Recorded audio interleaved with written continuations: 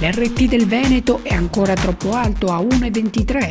La regione non passa l'esame della cabina di regia e rimane nella fascia con maggiori restrizioni.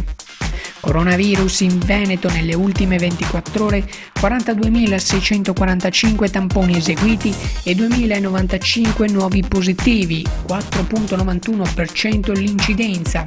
I ricoverati totali sono 2.082, meno 10, 1.807, meno 8 in area non critica e 275, meno 2 in terapia intensiva, 26 nuove vittime.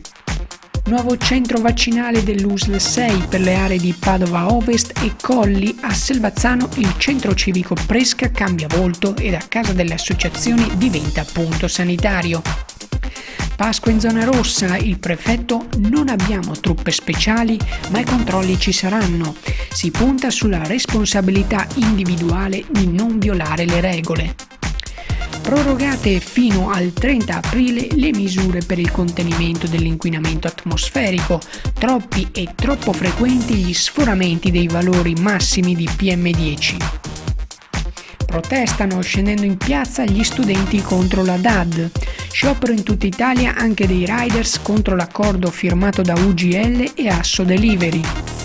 16ª edizione di M'illumino di meno, dedicata ai salti di specie. Si spengono le luci dei principali monumenti della città dalle 18 alle 20.